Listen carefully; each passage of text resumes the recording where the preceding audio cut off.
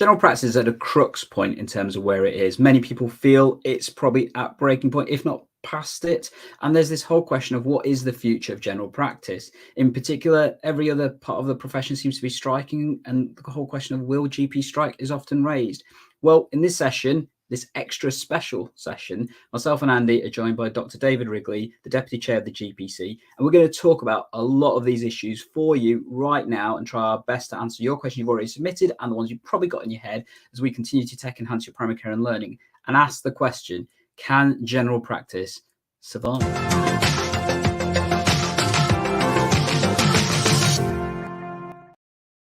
Hello, everybody, and welcome to the session where we're joined by Dr. David Wrigley, Deputy Chair of the GPC. How are we doing there, David? Good, thanks. Good to see you. Thank you for joining us on this extra special session on a Monday evening. I appreciate there's probably many people still out there finishing off on calls, finishing off the clinics, maybe possibly even put the kids to bed and trying to have some semblance of life. And we're here talking to them about the future of general practice. So I guess we wanted to start off on a variety of different topics that we've got, and then we absolutely wanted to open this up to questions from the audience and things. But I guess probably the best thing to first start off with is, David, just tell us a little bit more about yourself, so those people who don't know who you are. Yeah, thanks, Gandhi. I'm David Wrigley. I'm a GP up in Carnforth, which is in North Lancashire near the Lake District. I was born and bred in Blackpool, actually, so I stayed in Lancashire.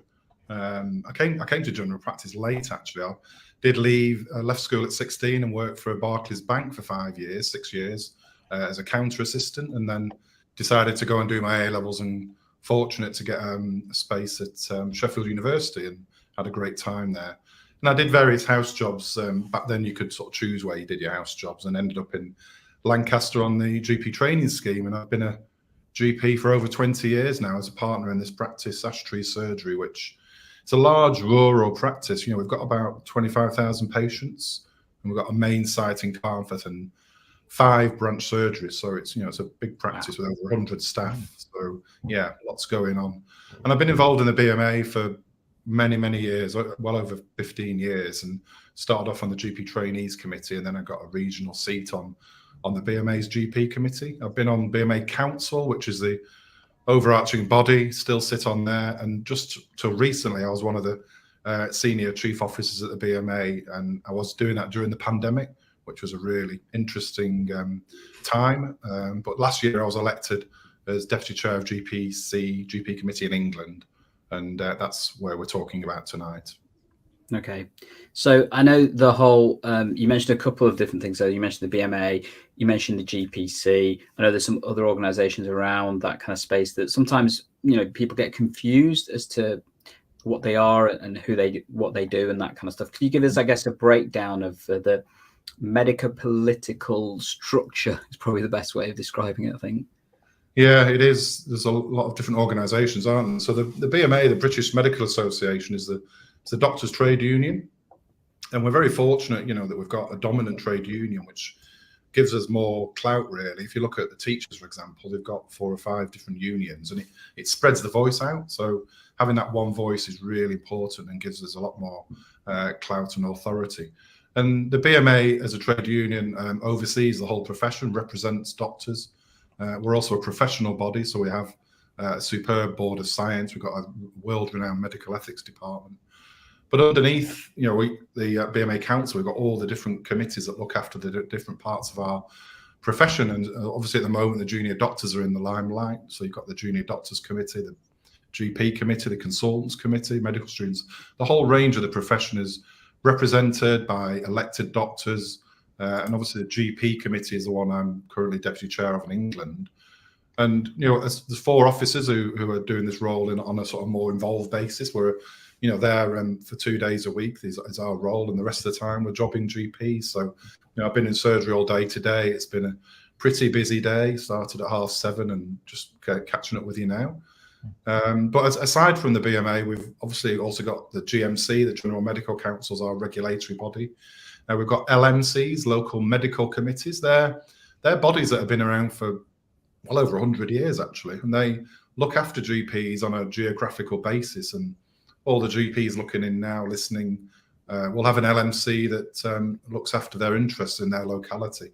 and they've got elected members there talking and discussing with local health bodies. Mine's over in Morecambe Bay, which is one of them areas in the northwest. And that's something you'll all know about. So finding out who your LMC is important, because they look after you locally. And then the other body I'll just finally touch on is called the General Practitioners Defence Fund, or GPDF, and that's been around again for over 100 years. And it's something GPs contribute a small amount of their income to, and that helps fund those local medical committees, and also helps fund the GP representation that we have nationally. And it's been there for a long time, and it works well. There's been some recent turmoil, as some of you will know, and there's a new chair in place, a new team in place, and they're doing some great work to try and sort of help support the profession at this really difficult time. Andy? Oh, right. I've been quiet so far. Yeah, hello, everybody. Yeah, I guess that's a good way to lead us into actually how did we come to talk to yourself, David, tonight? And I guess there are a number of pressures on general practice. This session is called "Can General Practice Survive?" So quite a dramatic question. And you know, I guess there are some chronic pressures that have been building for a long time within the system.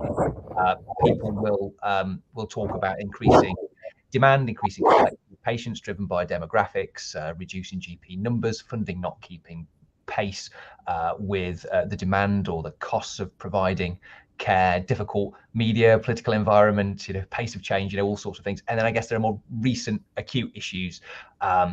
There is strike action across allied medical professions, and recently there was a letter from NHS England with certain aspects of the GP contract being imposed without the consent of the GPC, which was why we're really keen to get a member of the GPC on actually to talk about how that happens and how that works. So I guess those are how we and a lot of the profession see the pressures. I mean, how do you feel we've got to this stage, David? What do you think are the key drivers sort of driving us towards this precipice? I think we are on a precipice, and I'm really sorry that we are there. I mean, general practice can be a fantastic job, a fantastic role in the community. You know your patients well. We know that continuity of care is really efficient, and it drives up quality. It's really satisfying for the GP and the patient. But you know, that's just been destroyed by the current mantra that we see from the government. And you know, we have to try and pull that back. The general practice was once the jewel in the crown of the NHS, and many countries abroad looked upon UK general practice as something they wanted to emulate.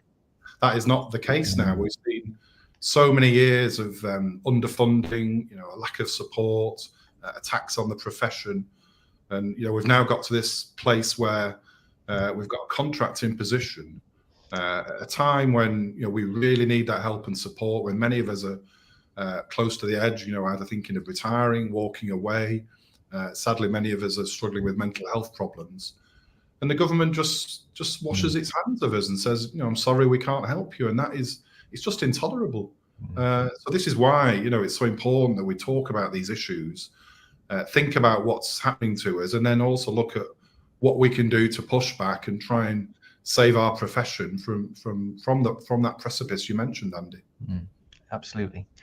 David, I guess the main controversial point, or you know, contractual point that is in that imposition is this need to make an assessment of need at the first point of contact with the practice, and that GP practices must signpost to an appropriate service or destination or provider service, and they cannot tell that patient that they need to contact the practice again in the future. I think that's really what has really upset large parts of the profession. You know, that's the big thing. And I was just wondering, first of all, what do you think about that imposition? But really more important, given your position, David, you know, how does that happen? You know, what is the normal negotiating mechanisms, you know, that in normal times have functioned to make contract changes, and what's been different this time, David? So a few questions wrapped up there, but hopefully you can speak to some of them. I can, and I mean, you might think imposition is a failure of negotiation, and we could talk about that, but I want to give you some reasons about why we've got to where we are, and I'll sort of wind the clock back a little bit. Normally, you know, the negotiations would begin around September time. You know, we're in this position of a 5-year deal We're going into the 5th year next month. And each year it's been negotiated and changed and tweaked. And again, that's something up for discussion. That does cause a lot of disruption. You can't plan ahead, but that's where we are. But normally that discussion will begin in September. But we had such a ridiculous shenanigans going on in Westminster, where we seem to have a new Prime Minister every month. That led to absolute stasis in the Department of Health, who are the political leaders and the ones who give NHS England, in effect, a set of rules to negotiate with, or a pot of money to negotiate with. But that didn't happen because of what was going on in Westminster. And it wasn't until December when things seemed to settle a little. We had dates in our diaries for weeks on end that kept getting cancelled. And on the 23rd of December, 2 days before Christmas, we had a huge email land in our inboxes of like 12 massive files from NHS England saying, here's where we are and what we're looking at. And that gave us some very interesting Christmas reading. And we at GPC were backed up by superb staff who are professional negotiators. They're health economists, they're policy makers. They really know all about health economics and general practice. And we put together our ask about what we needed for the profession, backed up by facts, figures, statistics, and all that's been going on in recent years. So that was our counter argument. And we started the formal negotiations in January, and they have to be completed by the end of February because of the requirement for the changes to go through Parliament ready for April. So the time was really tight. So we really got stuck in, and we had twice weekly lengthy meetings, back and forwards, emails every day. And we traded arguments, we traded statistics, and we got some changes made. But the big ask was about access. The politicians were quite clear. This is all about access. And we know where that's come from, obviously, due to them getting pressure from other MPs, the ministers, from patients, due to the media being fueled by negative rhetoric about GPs, about us being lazy, not seeing patients face to face, all that nonsense that we saw in recent times in the media, the tabloids and others, often fueled by politicians in government, actually. So access was their big thing, and amongst other things that I'll mention. But there was just so little movement by NHS England, and we need to make sure that we lay the blame at the right doorstep here. The lack of involvement in supporting general practice has come right from the top at the Department of Health, the Treasury, and Number 10. Because NHS England understood the issues. Across that table are GPs working for NHS England and civil servants who understand the issues. But they have to get agreement from the Department of Health. So access was pushed through, as you've said. You've got to try and deal with the patient on the day.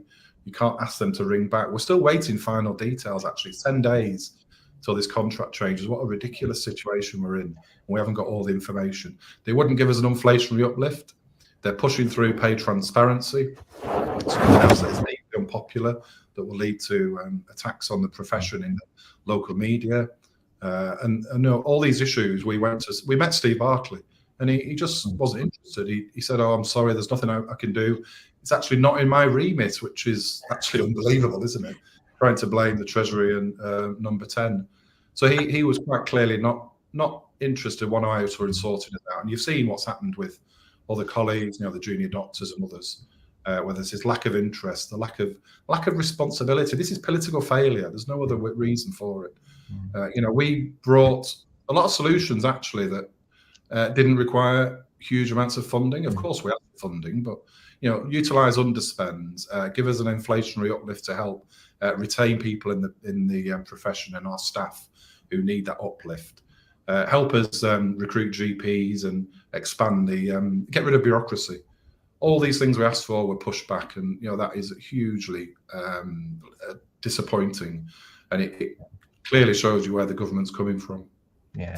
If I can ask David, just to clarify something. So you talked obviously about the 5-year contract deal that happened before, that each year there's been some tinkering and tweaking. And I guess me and Andy, particularly over the past 3 or 4 years, have been reviewing every contract as it's dropped and that kind of stuff. And we anticipate doing the same, like you said, in probably the next 10 days when it comes out and things. But it kind of feels to me, and I know speaking to my colleagues, that they haven't noticed that it's been a 5-year contract at all. It seems like it's been an annual contract. So if you could just briefly just explain what the difference was between the contract negotiated, 4 years ago that was meant to be the 5-year contract versus what seems to be this change that we get every single year still, despite that? Yeah, and I agree. It's not good, is it? Because you're sort of forever thinking what's going to change. It doesn't give you the stability you need in a practice and within PCNs. And the initial deal sort of 4 years ago obviously brought in the PCN enhanced service. If you remember, the reimbursement for staff was less than it was, and we negotiated that to go up to 100%, which was a good move. Then all the changes that came with it, more bureaucracy, more box ticking, which is just not welcome at all. But again, it was pushed back very hard by the BMA, but it was pushed through. Last year, sadly, we had an imposition where agreement couldn't be made. And again, this year we tried really hard to say, look, we don't need more work. We don't need more tick boxes. Give us the trust. As GPs, we know what our patients need. We know we need help and support in looking after patients in the community. But again, it was just rebuffed back. And this is why I'm hearing from so many GPs who are angry and upset. And for those who are not angry and upset, I'm hoping that you do become so, because that's how we can make change happen and pull together, to make something better for general practice. And if I can ask one more deeper point on that, you mentioned obviously last year that the contract was imposed as well. What does it actually mean for general practice to be working under an imposed contract? Because I guess many of our peers out there would probably say they haven't really noticed much difference last year. How is this year, I guess, a bit different? And what does it mean to work under an imposed contract rather than a negotiated contract? Well, sadly, it means you get what the other side think we need and not what we think we need, which was a inflationary uplift to cover expenses and getting rid of all the QOF and IIF nonsense that we have to deal with, letting us use a huge amount of underspend in some of the areas of our contract to help bolster up general practice and pull us back from that precipice. So yeah, that's what it means to have an imposition. We have got some changes in there this year. But they're nowhere near what we would have hoped for, and we're under no illusion, that we've got a long way to go here, and that's next year is obviously where we're looking at a whole new contract change that, fingers crossed, we could make some progress with. Okay, David, I just had a question just about how a contract comes to be imposed. I guess where I'm coming from is, so we're all GPs, we all may be partners, and we have members of staff who work to a contract. And if we wanted to change their job description or elements of their job, we would have to negotiate with them. And I guess it would be difficult for us to impose that change upon that member of staff. There may be ways or mechanisms that we can do, but it feels like it would be more difficult than what the government has to go to impose changes on how general practice, at large across the whole country works. I was just wondering, have they always had that ability within the core contract and not used it to this extent or in this way before, or was this something new with the last 5-year deal? It always just puzzles me, and it may puzzle colleagues, how we're in this position where really quite big changes can just be imposed without any real consultation. I guess they're consulting with you, but with the individuals at large. Yeah. These annual changes have gone on for a long time, and I've always, I've been on the GP committee for a long time, and I've always thought this is not the way to do things, because as I say, it doesn't give you that stability or the ability to practice for your patients and your staff. But that's where we are now. We agreed a 5-year deal that perhaps would have stayed as it was, and with some improvements perhaps along the way. But that's not the case. And at the end of the day, you're at the whim of politicians who do hold the purse strings. They're the ones who collect the taxpayers' money and then distribute it in the NHS budget. So, we've challenged the government on many things, using legal challenges as well in many aspects. And sometimes we'll get the reply back saying, well, they're in power, they've been elected, they're allowed to do this. And sadly, that's what happens. And so the power of the ballot box is really important, actually, isn't it, when you look at things like this. But we do our best to fight for the profession, and as jobbing GPs, we tell them what it's like day to day and use all those facts and statistics and arguments to get our case across. And we do have wins along the way. But at the moment, have you seen across the whole of society. We've got a government that is quite happy to let many parts of society not engage with them on disputes or pay, see pay diminish massively, as we have with junior doctors. And that's the politicians' mantra, their ideology, and we'll do our best to push back on that. But sadly, that's where we are at the moment. Yeah. So I guess mentioning that kind of emotion and stuff. So we've had a few comments, and we've also getting some questions, which we will get to from our viewers and things. I guess one comment I did want to bring on from Samir Shah. How do GPs handle a government who don't have an interest in protecting the profession? Our autonomy could be quite a powerful thing if used wisely. I'm going to take that as an indication of potentially looking at strike action, and this is something that often comes up. And we're happy that you're here to help us understand this question, because me and Andy took a stab at this, and we accept that we are not the professionals to listen to on this, although opinionated, I'd probably say. But I guess we're asking the question, can GPs actually strike? Yeah, just before I come on to that, the question for Samir is a really good one. And I think I'd like to just say that it's really important that we take our patients with us. Now, they often, they do understand the pressures we're under, despite what you might see in the Daily Mail, and how many people read the Daily Mail is quite frightening, isn't it? But actually, patients are with us. Every year there's a survey of professions across the country, and doctors come right at the top of being trusted, and right at the bottom actually are politicians and estate agents, actually. So that's where we are. We're still trusted, and in our communities, I think we are trusted. But we've been hammered by a government that doesn't want to invest in us. So taking patients with us is really important. We've got a brilliant patient liaison group at the BMA. We were in touch with other patient voices groups and others. So we will use those as a support mechanism to talk about improving patient care and what we know we could do for patients if we're given the right resources.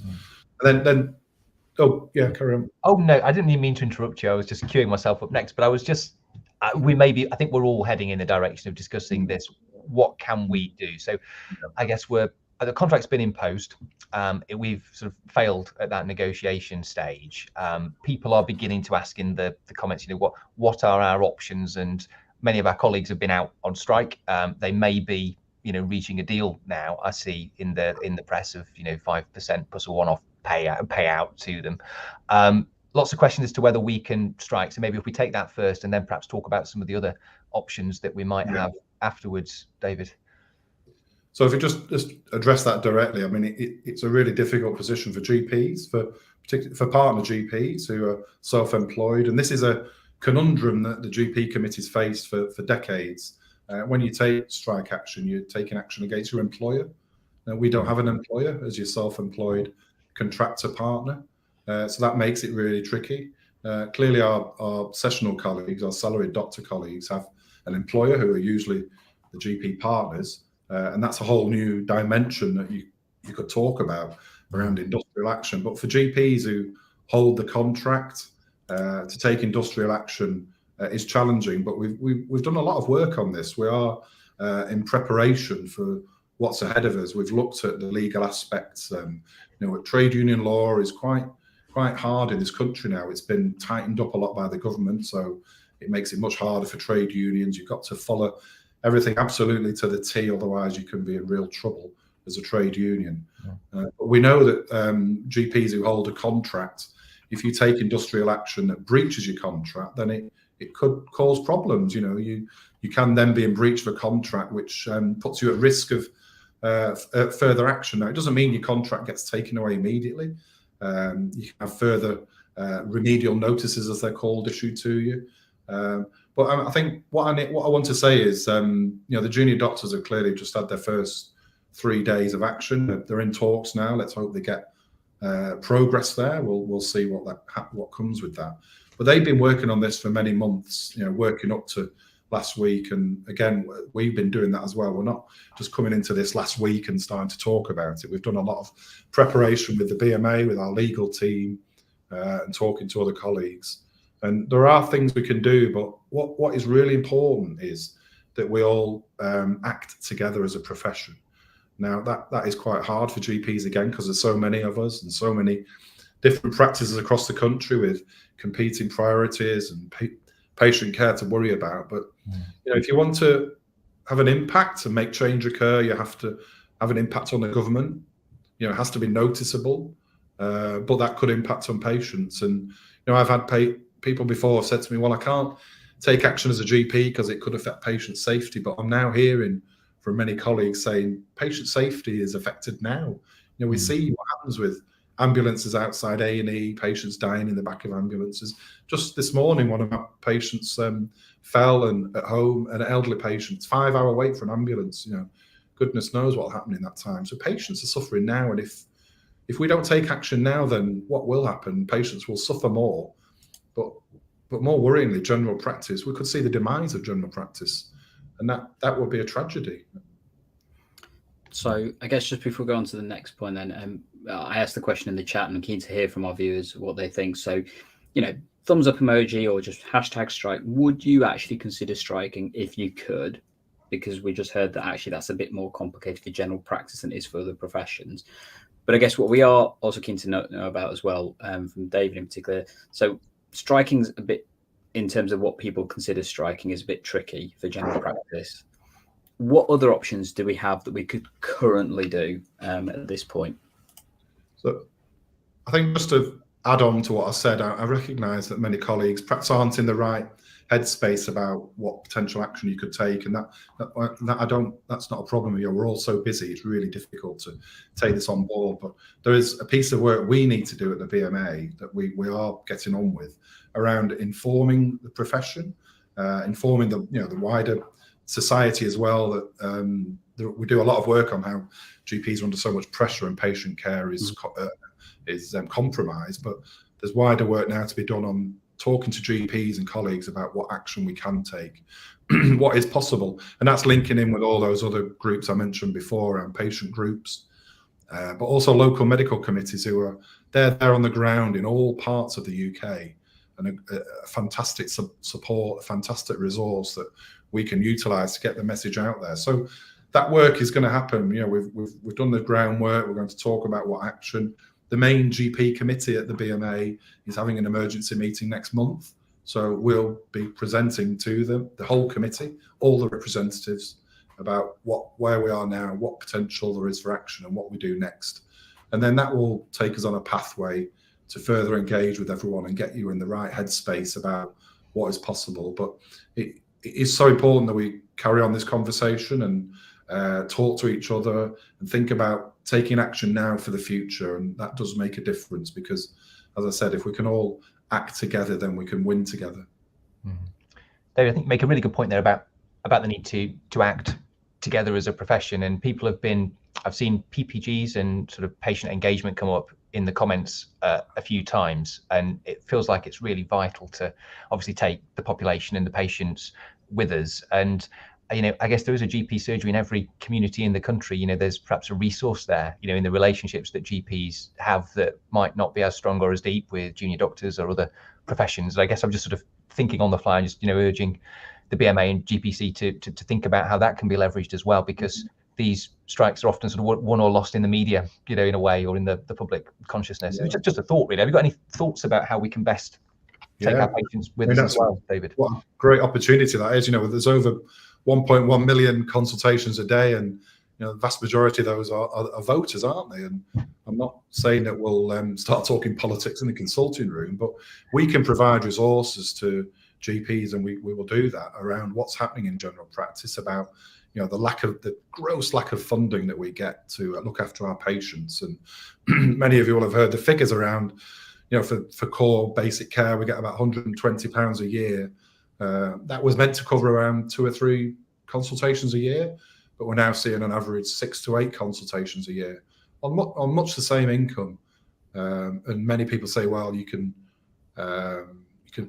cost more to insure your washing machine than to have that whole amount of care for a patient from general practice for a whole year. I mean, what a huge win that would be for government to recognise that and put the investment there, so we can improve our premises, we can pay our staff correctly, we can employ enough doctors and nurses to look after patients, so that our working day is manageable and we're not seeing sort of 50, 60 patients a day or more, but we get time with our patients to look after them properly. And that's what we want, you know, a sort of high trust, low bureaucracy contract that gives us the funding, the time and the premises to do our job properly. So David, if I could bring us back to that question that I asked earlier, I guess we know that industrial action is not a simple thing for general practice to suddenly do. I guess, can you discuss with us any options that may be considered, or what are the things that we might be looking at if, you know, the profession was to be united? And to be clear, it seems like at least our viewers at the very least are fairly united. I mean, I asked for thumbs up. We've got, you know, from Dr. IT James, we've got from Yvette Doc, we've got various other ones from other people even saying it's a complex issue, but I would consider it. So I guess if we had more, I guess, mandate, and I think that's probably one step that may be part of that, is asking the profession about what their plans would be. What do you see some of that looking like? Yeah, and I mean, a lot of these are not perhaps things that would surprise you, and the things that are discussed, and you probably well have discussed it with colleagues as well. I need to be a bit careful as a trade union representative that I'm not suggesting we do this. I don't want to look like I'm inducing industrial action. I'm just making suggestions. So, you know, we hear about possibilities that we could do around not signing sick notes and not signing DVLA forms, doing other things that are inconveniences possibly. But do we really think that will have an impact on the government? Do we think that will bring around a sea change in our contract with a huge increase in funding that we know and we deserve to look after our patients? I'm not sure it would do. We've also looked at many other aspects around these access arrangements that are coming in next month.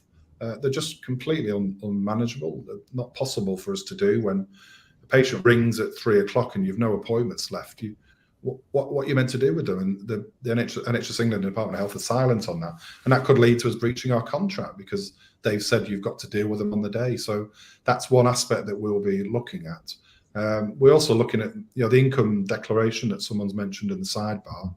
That has now been pushed through, but again by the politicians. Mr. Barclay said we've gone through him so many times. We've given him all the reasons that this is completely unnecessary. Why are you singling out general practice when you said you do this more widely across the public sector? Why are you doing this when it will lead to discrimination? It will lead to negativity. It will lead to press comments that are unhelpful to GPs and their teams, and it will lead to GPs walking away. We've heard from GPs saying, if this comes in, I will not carry on being a GP. So again, we've put all those issues to the government, and they said, well, we're going to do it. This is what we said we're going to do. We will do, even though they're backtracking on many aspects. So that's another issue around, do we take action on that? We've got a good piece on the BMA website about that, and it's something I'd guide you viewers to. There are other things we can do about capping our list for the day, to a very low amount, so that once we're full there. There are things in place already that we can do around actually closing your list to new patients, about undated letters of resignation. That's been done before. That's a possibility. Opting out of the primary care network enhanced service, and that's in place already. That can happen. And April again, next month, is another window of opportunity to do that. And then, perhaps the big one that, similar to what the juniors are doing, but different, is closing the practice for the day. That is a possibility. I'm not saying that we'll do that. I'm just talking about possibilities. High impact. In the Czech Republic, they did that one Friday afternoon, and by the evening, the government were back around the table offering a very good deal. So, that high impact. But I recognise that's a huge step for the profession to take, and if that came about, and there's a lot of groundwork to be done there. Would need us all to sort of act together as one, and that's a challenge that I recognise that BMA is needing to do more work on, and we can do that because we've got those networks there, and we know how unhappy and desperate colleagues are. But those are some of the options available to us. As I say, the main committee meets next month to look at what the next steps might be, and the impact, the information we can give out to colleagues and practices along the way. Yeah. David, I was just going to say, you mentioned the possibility of capping surgeries to low levels. But I mean, they're really just talking about capping them to safe levels, aren't they? They feel low to us because we're delivering so many appointments, and that's maybe why yourself and I are still sat in the surgery at this time of the evening. But I think the European Association of Family Doctors talks about 25 being a safe level to consult to a day. And I think Sajid Javid in the document he published last year, which was at your service, I think it was, said that a safe level was 28. The Health Select Committee report, I think, came down in the region of 25. But we're often doing 40, 50 or more, aren't we, patient contacts? So I was just saying, you might say ridiculously low levels, but really it's just safe levels, isn't it? Don't want to be pedantic about it, but just want to clarify that for people out there. Safer levels. Yeah, I mean, we all go through the day, don't we, where we're rushing and we're not having time to think, and and that's just, patients don't want that either. They want a doctor who's got time to think, time to reflect on what they've done, time to talk to colleagues, and we just don't get a chance to do that now, and that's not good for us. It's not good for patients, and it's not good for our professionalism and our mental health as well. That's what leads to burnout. And again, we've done a lot of work on this, and we saw it during the pandemic where burnout and mental health issues went through the roof, and a lot of that has continued because we still have those pressures of the waiting. Huge 7 million people on a waiting list, and those, for GPs, those are patients who will have their conditions worsening. They'll come back to us for more medication. They'll be worried about the condition, and that's something that we deal with day in, day out, and that's something that we get across day in, day out to our politicians and policymakers to make them understand the pressures that we see. Yeah, David, people sometimes talk about a waiting list to see your GP. I've heard that suggested in various places, that rather than tell people they could call another day, to say we'll put you on a waiting list, and I don't think that patients would like that. Just articulating that. You may or may not have a comment about that. It wasn't something you specifically mentioned yourself. And I mean, I'm booking my patients in when I saw them today to see me again. It's 3 weeks to see me, so that's already happening, but we could open it up longer, and that's an option to show the lack of capacity that we have in the system, because we need time for patients. We do recommend 15-minute appointments now, and so I know colleagues are still doing 10 minutes to try and pack them in, and it's so difficult, isn't it? We see patients now with multiple problems, but it's not their fault they've got multiple problems because of all that's going on and the lack of GPs to deal with the problems. But we need to work safely, but to do that we need the resources to help us. So I think if I can just pick up on some of those, because we've got some amazing stuff from the comments. So from Anonymous, we can stick to the Royal College safe working guidelines without striking. If all GPs did this, it would rapidly make politicians realise what primary care delivers daily, as A&E would quickly become overrun. They need to see our value, and as they need to realise quickly, it's not about access but capacity. And I guess further down, we've got Dr. IT James commenting, I've done anaesthetics and simulation training as well as crisis resource management. We learned from the airline industry about decision fatigue and human factors. 28 contacts is still too many. I'm mindful of the fact my typical Monday morning would be 28 contacts. So it's not just my day, that's my morning would be at least that level of contacts and stuff. But I guess as we're going through we've sort of got used to that, haven't we, Gandhi? That you sort of think now, if I get through 28, well, that's pretty good. I hope there's no more and I can manage that. But it's not acceptable, is it? We've just got into this mindset now that we just have to deal with what's in front of them. We have to think about our patients and think about ourselves, and that's why we want to talk more about safety and number of contacts, because that will be one way that we can manage demand, and also make people realise what the demand is out there. Well, I guess we're talking about that situation that we kind of now see this as normal, and actually, one of the things that I'm mindful of as a GP trainer, seeing a lot of the GP trainees coming into the profession, that they see what established and experienced GPs are doing, and they want no part of that whatsoever. They're quite clear. These are my terms. This is what I will work, and that's why we're seeing more of a trend of those newly qualified GPs going towards locum and salaried, which is obviously having a massive impact on the continuity of the workforce and the availability. I know there's some perception about how that's going to impact partnership model. So I guess to ask the question, what do you see as the future of the partnership model given the current situation? I know that very much, the GPC has come out right and said that, the partnership model is the way of delivering general practice and stuff. And even to a degree, some areas of the government have mentioned that as well. But in terms of realistically, what are we looking at? Yeah, I mean, I'm a partner, and I love being a partner. I work in a wonderful partnership, and we can look after our patients in our community, and we've got the ability to flex and change what we do in the practice really quickly, because we all think alike. We've got that ability to do so, and I think the BMA and the GP committee is certainly committed to the partnership model. We've seen recently some politicians talk about making general practice a salaried service, and we saw Wes Streeting from the Labour Party talk about that, and I think he sort of pulled back from that now. There's been a lot of discussions and private meetings with him, and he does understand the value of the partnership model, what amazing value it provides to the NHS and to patients in the community if it was funded correctly and given the resources it needs. And that's where the problem lies, and that's where the tragedy occurs, where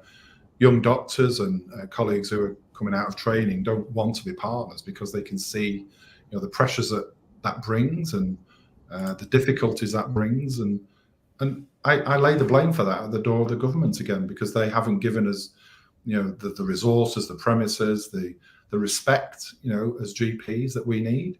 And if that had happened, then general practice would be a profession that we could be proud of and would attract people. We've seen 2,000 less GPs, full-time GPs now in the last 5 years. So we're losing GPs, which it's absolutely shocking. We put those figures back to politicians all the time, and we have to turn that round. And they keep coming out with little schemes here and there. There's another one coming out next week. I think the Primary Care Recovery Plan is the name for it. We don't quite know what's in it. Is it going to recover general practice? I don't know. I think we've got the answers and solutions. If they talk to us and listen to what our plans are, then it starts us on that path of recovery. But we've got a general election next year. You might think, well, perhaps some of these things are looking ahead to general elections and votes that might occur then. But we've got to think about now and what we do now. And again, we'll do our best to do that. I was going to ask, actually, you mentioned Wes Streeting, who Shadow Health Secretary.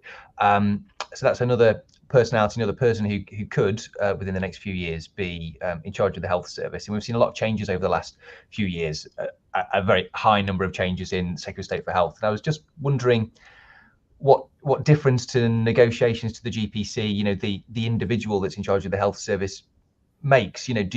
Do you see much difference? Would you anticipate much difference? Were there to be a different Conservative Secretary of State? Would you anticipate a bigger difference or a big difference if there was a Labour Secretary of State? What impact does that have in terms of how you negotiate with them as a committee? I think it does matter. The politicians have their own beliefs, their own ideologies, and we've had a sort of Conservative-led government since 2010, the last 13 years, and I campaigned against a lot of what came in during that time. The Health and Social Care Act, I did a lot of work campaigning against that in 2012, which opened up the NHS to more private providers. We're now seeing a lot more private companies take over GP surgeries, and that I don't see that as a good thing. Many of my colleagues don't, and often it's done for the profit motive, to try and sort of make the money, and then if the money dries up, they'll move on. We've seen that in a lot of areas. And again, that shows the importance of the partnership model and sustaining and investing in that. But politicians at the end of the day have their own views on public services and funding. And Tony Blair was a controversial figure, but he did increase NHS funding in 2001 up to European levels, and that brought about a massive change in the NHS around investment in the whole NHS across buildings, and there's lots of other issues around that are problematic. But politicians at the end of the day can make a difference, and whoever's in power, we always talk to whoever's in power and try and bring them round, to the viewpoint that what we feel we need for the profession. But they've got their views, and we're obviously working with the Labour Party now as a potential next government to let them know what's happening across the whole NHS, particularly what general practice needs. And I would hope that perhaps Labour is more inclined to invest in the NHS more than the current government is, because we've seen a huge loss of income that the NHS should have had that hasn't kept up with inflation, or the traditional amounts that go into the NHS hasn't occurred under this government. And that's why we've got this massive problem now. And also many staff feeling they're underpaid because their wages haven't kept up with inflation. I see that definitely a challenge. I mean, we're hearing about obviously the nurses and potentially the pay deal they have that could create a massive disparity between what general practice can pay its nursing staff versus what the nursing staff in hospital-based trusts will be able to be entitled to. So, and then that would obviously even deepen the challenges. I mean, we've talked obviously about the challenge of finding a GP. We'll try and find a decent practice nurse. They're just as difficult to find as a GP and stuff. But I guess that's what we said. We said that to Steve Barclay, that we need a significant percentage increase in our funding. And we specifically said this is not about GP pay; it's about paying our staff, to keep up with inflation, who see jobs going elsewhere that may look more attractive. And I know lots of colleagues who are saying their staff are getting jobs elsewhere, which it never happened in the past, and that's happening more and more now. And that just adds to the pressure. And we laid that out quite clearly to the Secretary of State, and again he just didn't want to listen. He was deaf ears to us, and what a shame that was. Because we'll see more staff leave because we struggle to keep up with the huge inflationary pressures that we've now got, and energy as well, the energy costs that we face as well. So if I can ask then, David, what are the plans of the GPC kind of moving forward? So we've heard about what could happen and what could from today. What are the plans of the GPC to, I don't know, unite the profession, move the profession forward? What are we looking at? So as I say, we've done a lot of groundwork up to now around what is possible for GPs to do, what action we could potentially take, and we recognise there's groundwork to be done in talking more to GPs. We've got a set of webinars that have been undertaken by myself and my other colleagues on the officer team. They start tomorrow and they're on the BMA website. So that will outline where we are with the current contract and what the next steps might be. But the BMA is a democratic organisation, and the main committee will meet next month to sort of see where we are, what the situation is, have a debate, and then decide on the next steps. And then we'll speak further after that and talk to the profession, talk to colleagues in LMCs, local medical committees, and also get the messages out via the media, the press, to our patients. There's someone in the sidebar said about sucking up to whoever is in power. I just wanted to say that's the last thing that we do. We talk to whoever's in power, because they're the ones who hold the purse strings. They're the ones who can make changes to our contracts. And some may wish to talk more than others, but we'll always engage. Even if we disagree with their policies, we'll talk to them and try and bring them around to our viewpoint. So I just thought it was an important point to make. Mm-hmm. So I guess if we are moving forward and we know, I know I've got a lot of questions in the chat, which we're coming to. So if you did want to ask David any questions, please use this time to add them in, because we want to get to as many as we can. But I guess just to finish off from the ones that me and Andy had for you, we've talked about obviously the actions the GPC potentially looking at, but some of this may be feeding into what is probably going to be the next turning point for the profession. Whether we get there or not is another question.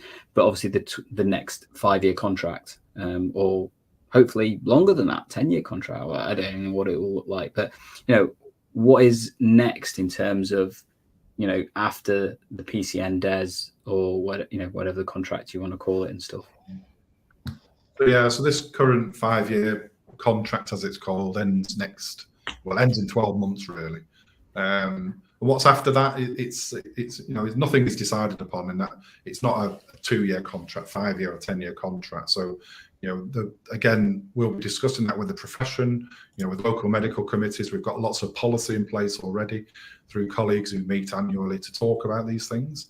The GP committee will also be deciding on the next steps. But it's not a great leap of imagination to think what we do need, which is a contract that has very little bureaucracy. So we're not chasing points or targets, and which takes us away from direct patient care. We need a contract that gives us adequate funding, to pay our staff, to pay our bills, to provide the care that we need for our patients in a safe way that we've talked about. We need the premises that we know we haven't got, that are often not fit for purpose, bursting at the seams. That's another aspect that needs dealing with.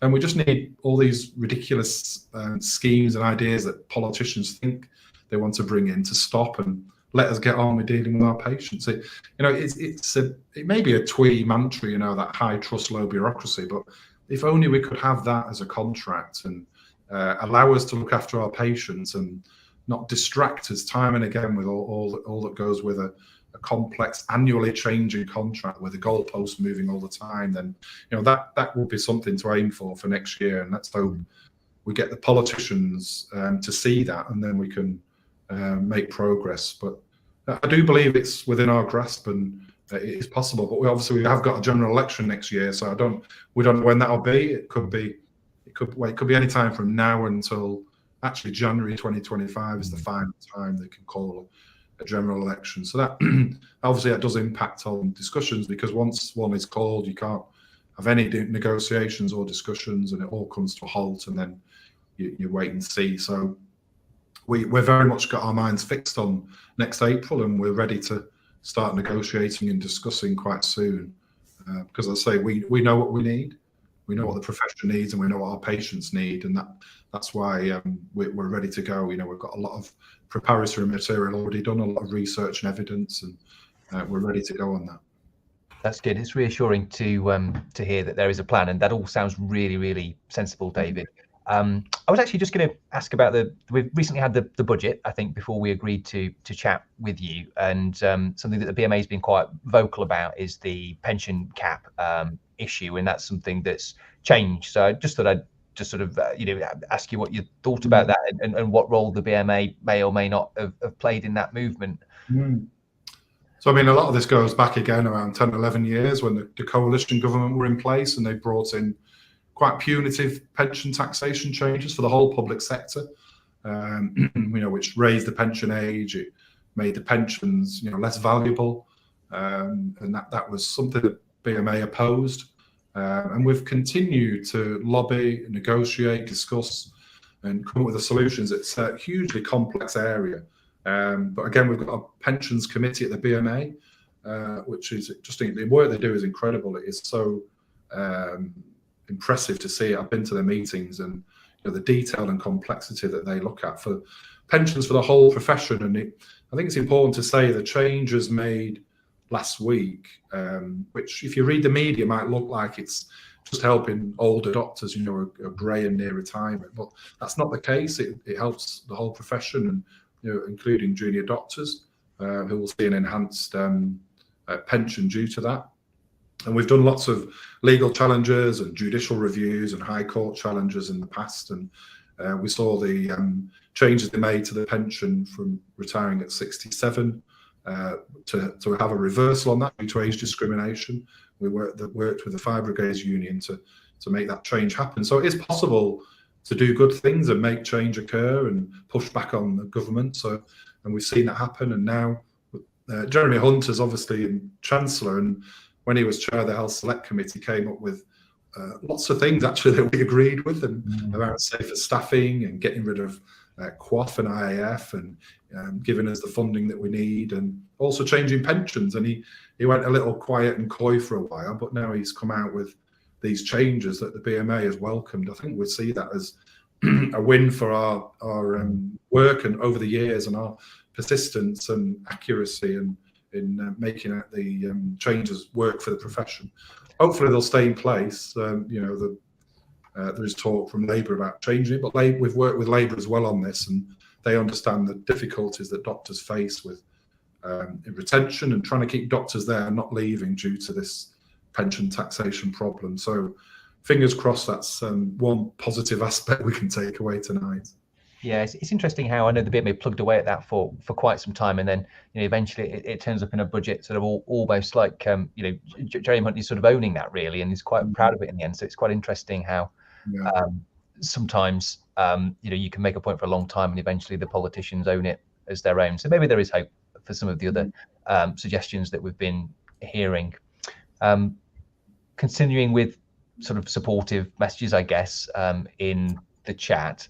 Gandhi's moving us to the Q&A session. And I guess I was going to ask, at some point, and maybe it's at the end, we're going to ask you, so the GPC are the negotiating, committee and body, and the BMA are our trade union. We may not all be members at the moment. I know I am. But at some point, we're going to be asking you, how can we support one another? And that may involve supporting the BMA and supporting you guys. At some point, we need to ask you, what we do next and how we support you. Maybe now's the right time. And again, surprise, you flash the Q&As up, so maybe now's not the right time. I mean, I'll give it. I mean, it's a fairly quick answer, really. I think it is. It's about us all pulling. Excuse me. About us all pulling together and sticking together. If we do that, then I think we can move mountains. We talked about general practice being a jewel in the crown at one time. We've lost that jewel in the crown. If we move to a stage where action is required, and I believe that we're moving towards that time, we will communicate that. And it's really important that we get everyone to understand the importance of it, and also the risks and benefits to that. But actually pulling together as a profession is so important. If we all do it in a piecemeal fashion and sort of 40% take part, then it'll just collapse around us. So there is work for us to do in that. I'm not suggesting we're in a place now where everyone's ready to take action together, but when that time comes, we'll have done the groundwork, and it is so important that we pull together as a profession. And as I say, I think we can get to a place that we want to be, and it will be difficult, it will be challenging, it will be uncomfortable, it may affect patients, but we can frame it and phrase it in a way that this is about protecting our patients for the future, protecting their care, helping to support them. By taking action now, protects general practice and the NHS for the future. Definitely. I think EGP Learning regular JC Melody, punctuates this with, there's always hope, and definitely, to unite and stuff. And I think there is that aspect of, a strong body has considerable more weight behind it than 10 different voices coming from different directions and that kind of stuff. However, we do have about 10 different voices. We've got loads of questions in the chat and stuff. So I'm going to go through some comments and some questions, David. So I'm also going to say, feel free to comment if you can't answer particular ones, because I appreciate some of the aspects may be a little bit more complicated because of your situation as obviously negotiator. And, I don't feel that we need to push you for an answer if you can't give us one, because it's a bit complicated, as we all know. But let's start at the top, shall we? So, Doon Love It, you mentioned the government body's not interested in your solutions. Do you agree that this is actually deliberate to allow primary care to fail? They really think that we're that stupid? Well, in some ways, you can sort of draw your own conclusions that we've been grossly underfunded. We've been attacked in the media by proxy with the politicians over many years now. That you could see that there is a desire by the politicians not to support general practice and not to support GPs, and attack us as lazy and not working in the patient's best interest, not wanting to understand, what being part-time in general practice is actually full-time for most people. And the work is relentless. It's making life and death decisions every day. Mm-hmm. And politicians who fail to understand that, well, what conclusion do you draw from that? And that could be that we're not interested in general practice, although they're polite words, and at the dispatch box or in interviews will say that. Well, words, we need actions, not words. So I've seen my health visitors and school nurses outsourced to Virgin Care in northwest of England. The service has been decimated. Those staff who worked there for 30, 40 years who were so proud walked away. They couldn't bear working in that commercialised service who didn't put patients first. That was a political decision. And as I say, we're seeing the government allow private companies take over GP surgeries, many other aspects of the NHS. So So yeah, I think that's the direction of travel, and we'll do hard. We've got a lot of policy at the BMA to push back on marketisation and not funding the NHS in, for the public good, and not involving private profit. So yeah, I think there is a lot to be drawn from that. So if I may then, Parmajit Panazar, I think he's one of our local GPs actually, if I remember rightly. It's hard for GP partners to strike being contract holders. One alternative is they move across to private practice outside of the NHS contract. Not right for all practices, but are some going there anyway? And I guess this also speaks to, we have seen an increase in private general practice providers as well. Interestingly, obviously, one of the limitations that NHS general practice have, that they can't provide private services to their own patients. Actually, I'm going to ask Twin this question. Is that a hindrance to actually the development of general practice, or is it a support to NHS general practice?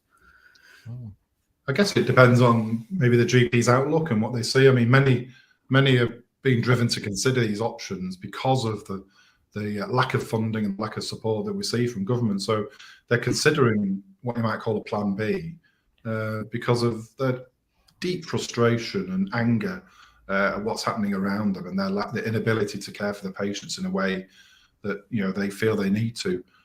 So we are seeing it happen. And I mean, you could use the analogy of dentistry, couldn't you, where they had an NHS contract that was wholly inadequate, and vast numbers of dentists have gone private, and there's small pockets of NHS care now, and obviously dental care is fine if you've got the income to pay for it, but it's wholly sort of inequitable, and we're seeing patients extracting their own teeth with pliers because they can't afford dental healthcare. I don't want that to be seen happening in general practice. And interestingly, in Ireland, in the Republic of Ireland, they have a model currently of paying a fee to see the GP, about €50, and many there are opt-outs if you're under 6 and on a certain income you don't pay, but those are on the edge of that pay bracket often don't take their child, for example, to see the GP because they can't afford it.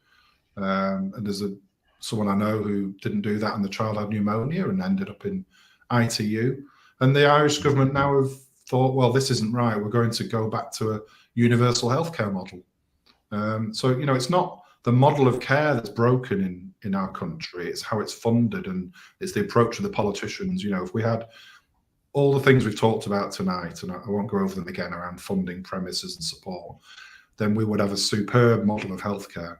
But it's because of what's happened to us from the politicians that we're driven down this road to consider other options to maintain our professionalism and our desire to look after patients. Andy? I was just going to bring James's comment on. We're just hiding you, David, so I'll take it off. But essentially, James is really asking what are the politicians' motives behind their actions, and I guess this is is there sort of misunderstanding or incompetence in terms of managing general practice, or is there a conspiracy? There, and I guess you've sat in the room with some of these people. People genuinely do wonder if this is privatization by the back door, run general practice into the ground so that it will then be privatized or driven to privatization. I mean, do you have an opinion on what's driving the government, or are they just not driven by any unifying ideology and just not doing a good job? I mean, we talked before about political ideology, so that I think that's the first point to make, and I won't go over it again because politicians all have their beliefs and understanding. But I had a really interesting session. I was fortunate to be asked to give evidence to the Health Select Committee. It was actually around integrated care boards and how have they bedded in? Are they working? And so I did give some views on that. But then I talked more widely about their challenges because of the lack of funding and the wider NHS, and I gave some stats around where we are now with probably about 40-50 billion behind where we should be if the NHS had kept up with its inflationary pressures. But the Conservative members on that committee were absolutely apoplectic. They became quite rude and impolite to me and started attacking me personally, and started quoting clearly figures that they've been fed from their government, around the funding for the NHS, how we'd had enough money in general practice and we can't have any more and you've got to get on with it, and basically just get on with what you're doing and you're not going to get any more funding. And that's what we saw really in the contract negotiation. So that's the mindset that's there. And I pushed back and gave my facts and figures, but that they were really adamant about that. And I think that spoke really loudly to me that that's the view that is now commonplace in government. We've had enough money, and that's a lot of it's been channeled through the PCN DES, of course, but they now see that we've had enough money. We should be getting on with it and sucking it up and getting to work. And obviously, all we've talked about in the last hour shows that that's not the case. But I just thought that's an interesting insight into where we are now and the views of the government. The other members, there's obviously Labour and SNP members of that committee were more supportive and understanding, but the Tory ones were very hostile. That's a really, really interesting insight. Thanks, David, for that. Yeah. It was interesting that Jacqueline Lawrence makes the point about, will it ever be likely that the running of the NHS will be removed from political influence? Can't really see it happening, can I? It's one of their biggest political footballs, isn't it?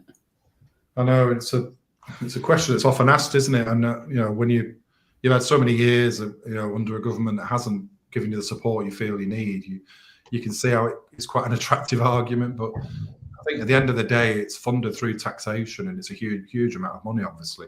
I do think it needs political control, because that allows you to then hold them to account, either through Parliament, through questioning at the dispatch box, and then ultimately through the ballot box as well. And that I think that is really important. To take it away and give it, say, to NHS England, which is got lots of managers there running and overseeing it, I'm not sure that will be the way forward. So I, at the moment, would say yes, we should remain that political oversight. That's interesting. Okay. Dean kind of makes another point about, as well as taking our patients with us, I think we would need to take our secondary care colleagues with us. So we've soaked up a lot of the implications of the junior doctor strike. Would you be working with the consultants and the junior doctors on board and decide on an action moving forward? Yeah, so I mean, the great thing with the BMA is obviously we've got all, as I said at the start, all those other committees that are involved and active, and we talk and meet with them daily, and we've got online access through emails and various group lists that we talk to each other about. And BMA Council, as I said, oversees the whole profession. So all the branches of practice feed together. We had a council meeting last week, and we talked about the current juniors dispute. I talked about the crisis that we're facing in general practice. Dr. Vish Sharma talked about the consultants. We heard from staff and associate specialist colleagues and medical academics and our retired colleagues. We all feed in, what's better for the profession, what we need as an association. So I think we're really fortunate in that respect to draw on each other's experiences and learn from each other and work out what we can do better going forwards. Andy, did you have a question? Absolutely. We're getting towards the end of the questions and comments that have come through. Ankish Patel, he's a local colleague in Nottingham, just highlighting the importance of winning the hearts and minds and bringing patients with us, which I think we've spoken to before, but it's always worth emphasising how important that is, I guess. So I guess I'm just wondering what can we expect now? So the new contract, we're expecting details should come into place at the beginning of April. The GPC are contesting it. You are, as the GPC, considering other options. I'm just wondering, how quickly might things sort of move or change going forward, David, just to bring things back to the here and now as we come to an end. What can we expect over the next few weeks?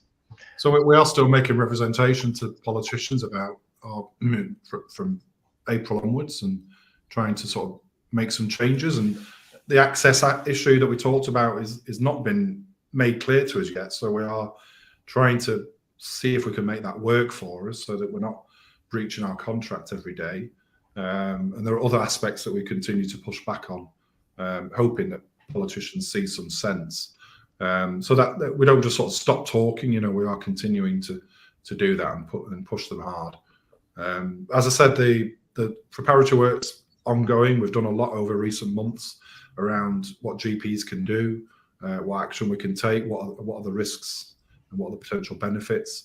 Then the main committee does meet next month, and then we'll be doing more, and there's more campaigning planned and reaching out to, as I say, to local medical committees and utilising patient groups, patient voices, because the patients are our biggest advocate, and we keep them on side. And I think if we talk to them about general practice and why we might take action that could have some short-term pain for them, but the long-term gain is far, far bigger goal that we want to achieve, then I think we can get there. So yeah, more to come. I'm happy to come back and talk again about where we are in a sort of 4 to 6 weeks time, and then we make progress from there, hopefully. And I know from our perspective, definitely open door for you to come back and talk to us about that. And from the comments as well, lots of really positive comments about the fact of, doing this and being available to answer questions. I know, David, that you said that if people did have any further comments or wanted to, that you were happy for them to contact you. And if people did want to do that. So I know you're on Twitter at David G Wrigley. And email is dwrigley@bma.org.uk. Important with that Twitter one, remember the G. I forgot that when I was communicating with David to arrange this, and that caused a little bit of confusion and stuff. But yeah, and I think the other thing just to point out is that as you mentioned, that there's lots of ways that people can connect with different organisations. Contacting your LMC, slight declaration, I'm an LMC rep. So if people did want to contact locally to find out what potential things are, I know. In discussions, you mentioned the question about general practice not providing service, which is technically not a breach, but it could be a very big step for them to take. I'm mindful of the fact that people talked about taking a day and that kind of stuff, but actually we have 3-day weekends, we have 4-day weekends. As far as I'm aware, we've never had a 5-day weekend. So maybe that's something to consider. I don't know. That's not you saying that, David. That's me saying that. Happy to come to that and things, but I think there is a question of how close to the precipice is general practice in terms of where it's going, and I think a lot of that has been the variety of stuff we've seen. So I think thank you everybody for joining us this evening. I know we've gone slightly over what we planned, but absolutely thank you to David for giving us his time from the clinic. I mean, this is how hardworking people are. Andy's still in clinic, David's still in clinic. I was meant to be in clinic, but I miraculously managed to make it home in time. Yeah, I've got a partners meeting to go to now as well. So, well, we will absolutely let your head off then, David. If people did want to check out the content about the enforced contract, me and Andy covered that in absolute detail, and you can check out the stream right here. And likely in the next few days, we'll be having the next ones talking about the access review and the more detailed version of that contract review, and that'll probably come up somewhere down here. And as always, we're here to help tech enhance your primary care and learning. We'll catch you all in the next episode. I'm wishing you all a great evening. Thank you. Thanks, David. Thanks, everyone out there.